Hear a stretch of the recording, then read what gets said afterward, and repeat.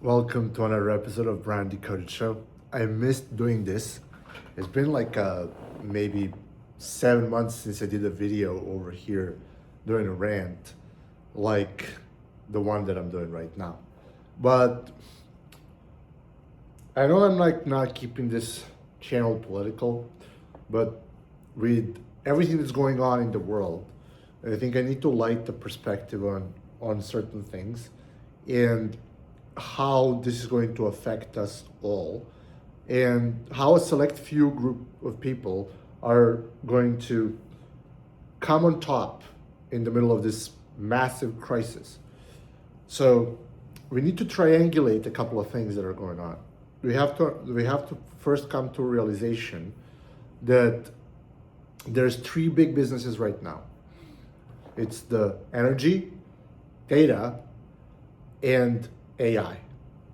And there's a convergence of the events that are leading to the next thing. So I was talking to my dad tonight, and he was like, why are the prices of oil going up in the United States? Like, how is this being explained? And I'm like, well, Dad, like the Brent crude oil, there's like a massive increase in the demand, and the Brent is regulating the price of the oil.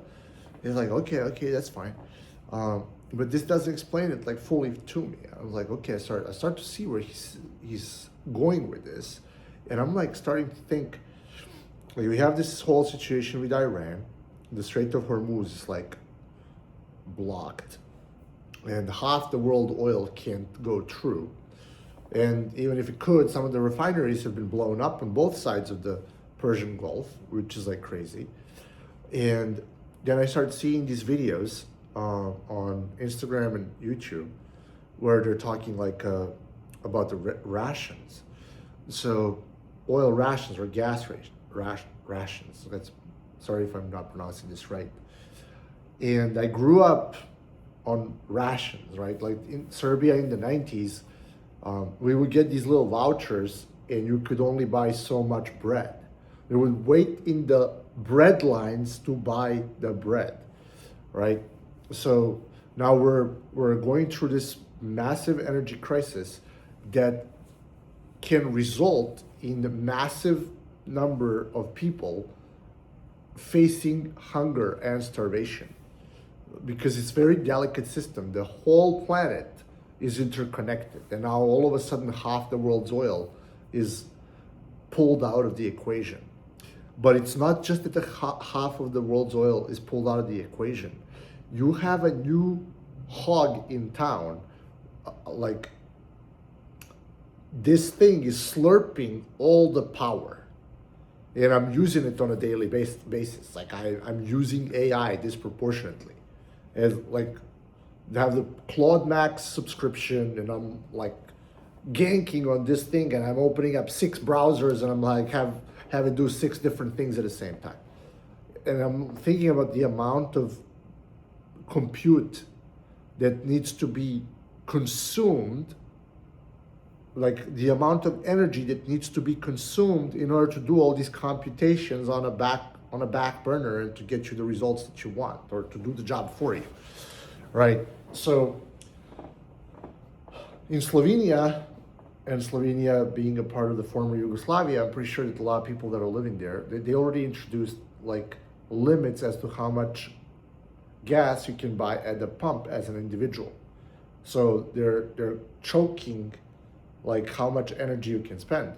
And in Europe, I can understand why this is happening, but in the United States, it could be happening. It could be happening that we have a situation where they mandate, due to war in Iran, that if your license plate ends up on 1 or 2 or a specific number, you can only drive 3 times that week, or that you can only buy so much gas, like with a QR code that's attached to your ID. All right, so this is a way that they'll start introducing the control of movement, like from the level of COVID, but in a way that you're not like fully limited. It's just gonna give you more freedom, but you're already used to mentally They're already used to constraints of being locked down. Like, I wasn't locked down. I was traveling like crazy during the COVID. But now with this energy crisis and the ground invasion in Iran, and this is one of the largest wars we've had in forever, and it's bigger than Ukraine it ever was. It's a massive war. It's not just United States. It's not just Israel. There's all the countries of the Persian Gulf, speaking United Arab Emirates and the Saudis, like that the whole region is in flames, and all because like that Strait of Hormuz has been choked. So, and the planet being a delicate ecosystem, it's impacting us all. It's been only a month into this war, and it seems like the prices have not priced in. Like we need to see the inflation in the coming months, and it's coming. Like you do realize the inflation is coming. Like the prices of everything are gonna keep going up, and it has nothing to do with the monetary policy. Like up to this point, the monetary policy could, from COVID, was like rising up the prices of everything because there was too much money supply in the ecosystem. Right now, it's not the case. It's just the energy prices are skyrocketing. They're skyrocketing. And the problem is that AI needs the energy. Like if you want to replace the people, the AI needs to consume the energy in order to do the job. So we might be seeing the rising prices of the artificial intelligence because the energy needed to drive the artificial intelligence is going to go up. And you have the elites, and they don't want to share. And it's like, I'm seeing this because we stopped hiring new hires. We were like, the whole concept of how we're hiring right now changed the game. Like everything that was needed to happen before was that you have a person that learned a skill. Now, you don't need a person with a skill. You need a person with brains. So stupid people have no room in labor. They shouldn't be working. Like dumb people shouldn't be working. They're like, so this guy who's his head of Palantir, his name's Alex Karp. He said there's only two ways that you can survive in the AI economy.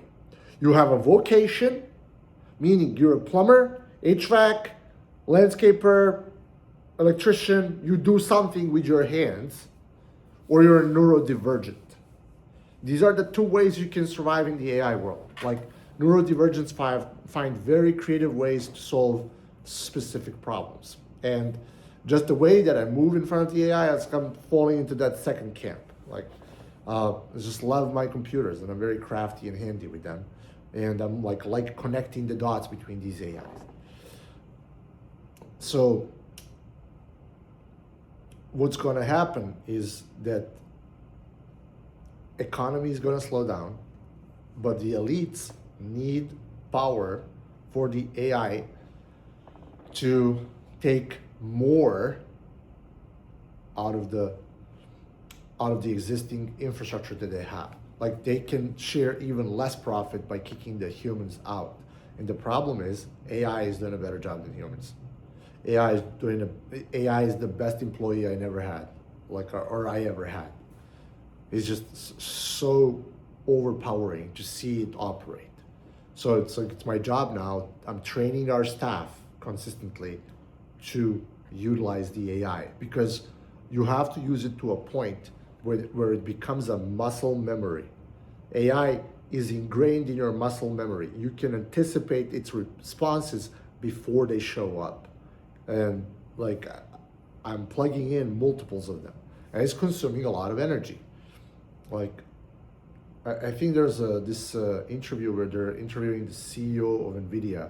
He says if you're $500,000 a year engineer, he's not spending $500,000 in tokens, which is self-serving. But I'm getting it. Like the expenditure on the AI is the labor itself. And it's a better labor than a human would do it.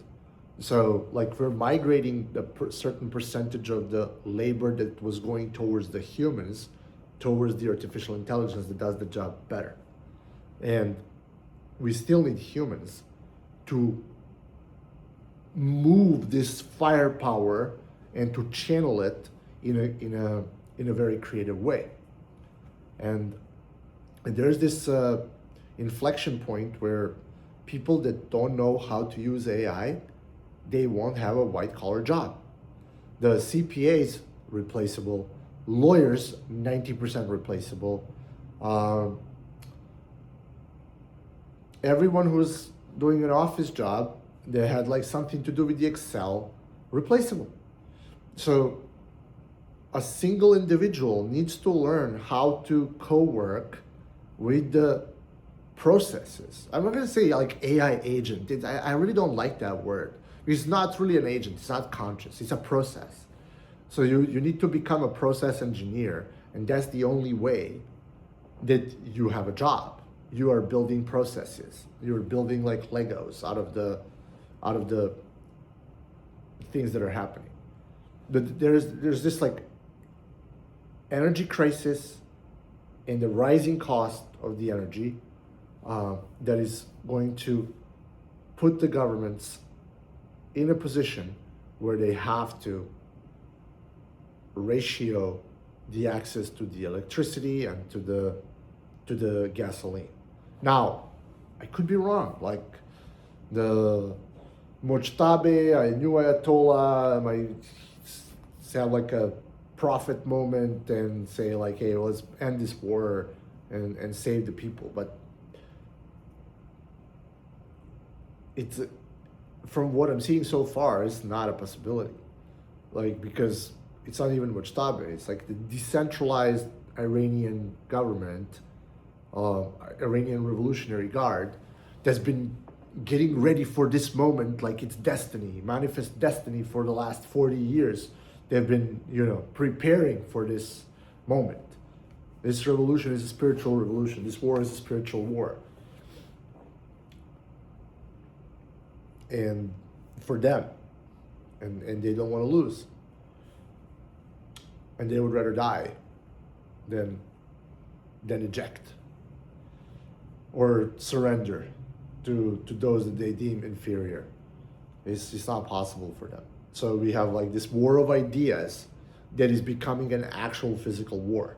It's a war of ideas, and these ideas are clashing, and no one wants to give up, and a lot of people will die as a byproduct of that. If there's a ground invasion, it's going to be death on all sides.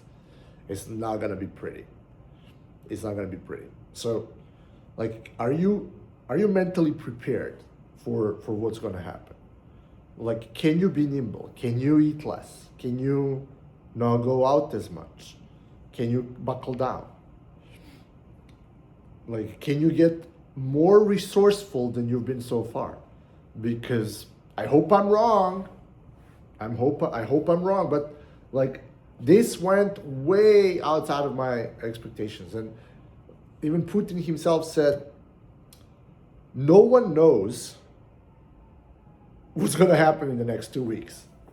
Like, not Iran, not the United States, not Israel, not the Gulf countries. No one knows what's coming next. Like, I grab the popcorn. Like, I don't know what to say. Like, let's grab the popcorn and see what happens. See what happens. Like, are they going to come to terms? What kind of terms are those going to be? Like, Iran's imposing like terms that are unacceptable. It's almost like an ultimatum. Like, do this or else what? Like, I don't know. I really don't know. I've never seen something like this in my life. It's like this is the history in the making. We have a front row to what's happening in the history of the world, and the history of the world is being decided like right now. What's going to happen and why and how? Like, it's just unbelievable times, and a lot of people may suffer as a byproduct of this conflict. Is it okay for that side to do that? They can. That's the nature of power. Like you don't get to choose. Power doesn't get to choose. Or actually, power gets to choose. But did they have enough to stand their ground? Power gets to choose. How long can they stay? I don't know. But is this being used as a pretext to take away your rights and liberties? Like every crisis is being used for that. Every crisis that we had so far. COVID was a pillage. Subprime mortgage market was a pillage, where the regular rank and file people were robbed from their possessions.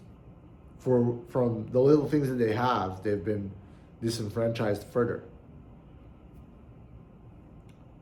So when these times happen, in the times of great change, those that change can thrive even in a downturn. And we're about to enter a downturn and a great lowering of the frequency. So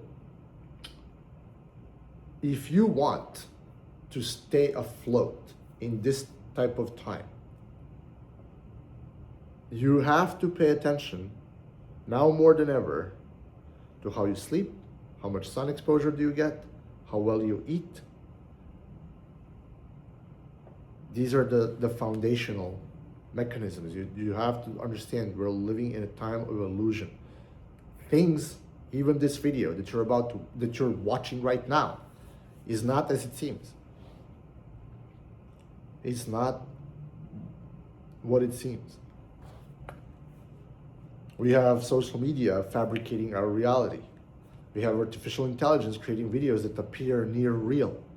Like, can you even say that it's me speaking in front of the camera?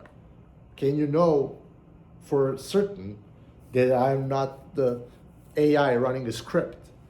Like, how can you know? You need to be very vigilant to discern the energetic footprint of what you're consuming so that you can validate that what you're seeing is real.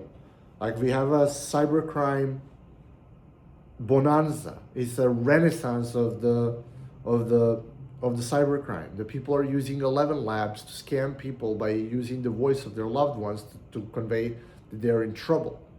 Like, the magnitude of the scams that are going to happen in this era of illusions is scary. And technology is omnipresent. Like, it's everywhere. And it's cheap. You can run AI on your own local computer. You can get like 2 Mac Studios and run a whole LLM, highly complex, Mistral or Llama, in your local environment. It doesn't even have to be on some, far server in the cloud. It's not necessary anymore. So the bad guys, the bad actors have full control because this technology became open source. R1, DeepSeek, open source. Anyone can run it. And they can remove these guardrails. AI has guardrails. So when you log into ChatGPT or Claude, or like, especially if you log into Claude, that thing has more guardrails. The whole shtick is make AI safe. And making AI safe means you get like a fraction of its power. You have like limited potential. And it's like, I'm using Claude like crazy. It's allowing me to replace people that are not thinking. Unfortunately, some good people lost their jobs. The neuroplasticity deficiency is a death penalty for a life you want to live. Like, you have to become smarter. You cannot go on not being clever. The reality does not forgive. You need to travel beyond what is possible. We are living in impossible times. The default path is a death sentence to a quality of life. You are going to be doomed to doom scroll. Pun intended. You're going to be doomed to doom scroll. You will chase the rabbit and never catch it. And that chase is going to give you just enough dopamine to keep you going. while you're wasting time, like while you're being reprogrammed over and over and over and over and over again.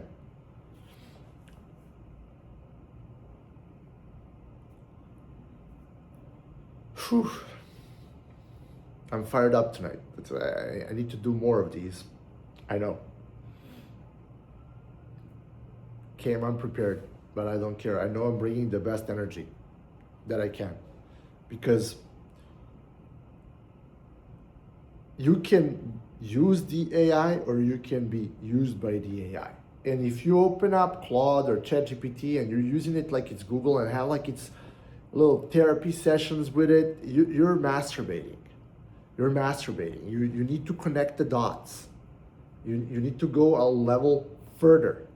So I've always been a power user of a computer, but now moving by myself with the AI makes me move faster, dramatically faster, because I can get so much more done by myself than waiting for other people to figure it out. And the only thing that's giving me leverage right now is that I'm educating other people how to use the AI. So soft plug, I'll be running a workshop where I'll be talking about how do we use AI to get to clients. And that's a whole different ball game. And luckily, like, I connected the dots, pun intended, on how we can use data with artificial intelligence to discover the right kind of messaging, to discover the pain points of the target, and use that as a marketing feedback loop while we're doing the outreach and retargeting on the people that have the exact problem that we solve. And that's how we get new customers. And these things have proven in Venezuela and in Iran is the most effective way to utilize the information to achieve military objectives. We're using the exact same technology. I'll say this technology is developed by Palantir, and they use the Maven system as a bridge between the data, which is government classified information, and Anthropic, which is Claude, which is the AI system that we use. They made a bridge between this data set and the AI in order to keep the data anonymous while it's giving enough access to AI to do what it does best, which is pattern recognition on a data set, and spit out answers to the Department of Defense to discover where the targets are located. And then, like, poof, Ayatollah's gone. Poof, Maduro's arrested. And like, anyone who pops up in the centralization structure, they just disappear. It's scary. It's like a kill switch. And this technology is available to you and me, like fully available. You just need to connect the dots between the data, the messaging, and the message. And what happens as a byproduct that you have a better delivery mechanism than purchasing ads from Google or buying ads from Meta. You just go straight to the target. Boom, send him a text message, send him an email with the right message at the right time to the right person, which is something that we weren't able to do properly. Did you know how much marketers go through how much pain they're going to condition the pixel? You know, the pixel gods of the Meta ads are out there, and you need to please them in order to get in front of the right customer that's scrolling. This is you knowing, hey, this person is responsible for this, it has this problem, offer him the solution. Boom. Like, you go from 2% reply rates to 10 or 20% because you use the exact words that are triggering the other side. And that's how you can close more deals. So if you want to get on that workshop, how to get more clients with the AI, I'm going to probably figure out how to plug in this in a description below, but reach out to me. I'll send you the link to purchase the ticket. It's totally worth it, because this is one of the last things that remains, that you can utilize the public web information to create data sets that are going to allow you to survive in what's coming. Because it's gonna get fucking messy, pardon my French. It's like the raw, unfiltered version of my mind, but you know, I've been sleeping really well lately, and you know, might sound like it's out there, but just look at what's happening with the world and tell me I'm crazy. Just look at that. Given it's been like 3 months since the last video and 6 months since the last time I was sitting behind in front of the lady, I think it's enough for today. Brand Decoded, over and out, guys.